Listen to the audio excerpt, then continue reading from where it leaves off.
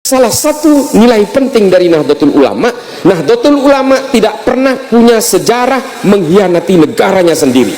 Nih, kelompok Wahabi apakah pernah membuat huru-hara di negara ini? Sering. Bom yang meledak tahun 2000 sampai 2009, bom malam Natal, bom Tentena, bom Ritz-Carlton, bom JW Marriott, bom Bali 1, bom Bali 2, bom Kampung Melayu, bom Sarina, ini semua produknya Wahabi Salafi. Semua. Mengapa saya berani mengatakan itu? Data. Mari adu data dengan saya. Densus 88 menangkap teroris dari tahun 2000 sampai hari ini kurang lebih sekitar 2127 orang. Ini yang ditangkap Densus. Hanya 6 orang yang bukan penganut Wahabi Salafi. Hanya 6 orang. Siapa ada yang 6 orang ini? 4 orang anggota FPI. Hussein Hasni dan kawan-kawan. Dia merakit bom. Tidak terima karena Habib Rizik Syihab ditangkap, lalu dia berusaha merakit bom untuk meledakkan berbagai spot di Jakarta. Ditangkap oleh Densus. Kemudian yang nomor 5 adalah Fernando. Ini orang Katolik, meledakkan bom Sumarekon Serpong karena dia ingin memeras pemilik mall dengan Bitcoin. Kemudian yang keenam adalah penganut ajaran kiri anarko-sindikalisme, namanya Johnson Dang Siagian. Dia berusaha membakar pos polisi di Jatiwarna. Hanya 6 orang ini. Selebihnya siapa yang ditangkap? Penganut Wahabi Salafi, Pak. Para sepuluh saja. Apa saya memfitnah mereka? Mari kita adu data. Kalau tidak percaya dengan data saya, mari antri di depan saya bawa ke terorisnya langsung, apa pahamnya mereka yang dianut. Saya pertemukan di penjara. Daftar ke saya. Saya punya otoritas untuk mempertemukan orang-orang yang tidak percaya itu. Mari antri. Saya buat daftarnya untuk bertemu dengan teroris yang sedang di penjara hari ini. Apa pemahamannya? Sama secara fikih. Mereka juga mengharamkan ziarah kubur, mereka mengharamkan maulidan, mengharamkan tahlil, tidak berkunut dan sebagainya. Sama persis seperti orang-orang yang tidak suka kepada orang-orang Nahdliyin.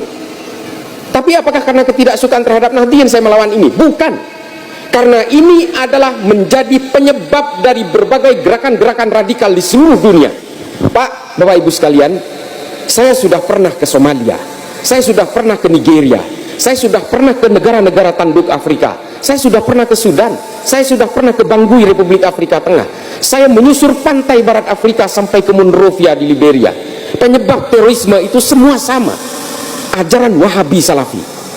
Saya bertanggung jawab dengan riset ini karena saya hadir langsung ke sana. Kalau kemudian saya dianggap memfitnah mereka, oke, kita bantah-bantahan. Ustadz-ustadz Salafi yang kita kenal hari ini di berbagai media seolah-olah sejuk, menghina pemimpin haram, berunjuk rasa haram. Bagaimana mungkin kami menjadi teroris sementara merokok saja saya haramkan, mencelakakan diri sendiri saja saya haramkan, apalagi mencelakakan orang lain. Kan dia nikah alasan. Itu adalah open gateway. Open gateway ini kenapa? Pintu pembukanya. Produk akhirnya pada akhirnya menjadi teroris, Pak. Kenapa? Ajaran ini pada akhirnya membangun kesadaran kognisif, membangun kesadaran secara perlahan bahwa nanti mereka akan benci terhadap perbedaan. Dan ketika dia sudah benci terhadap perbedaan, mereka akan terjebak dalam hakimiyah dan takfiriyah. Mereka akan menghakimi orang yang berbeda dan kemudian mengkafir-kafirkan siapapun yang berbeda. Mereka mengklaim kebenaran bahwa kebenaran hanya miliknya, orang lain yang berbeda dengan dia pasti salah. Nih, orang-orang penganut Ahlus Sunnah wal Jamaah disebut sebagai orang-orang jahiliyah, sampai Aswaja pun diplesetkan oleh mereka. Aliran sesat warisan jahiliyah, Aswaja diplesetkan oleh mereka.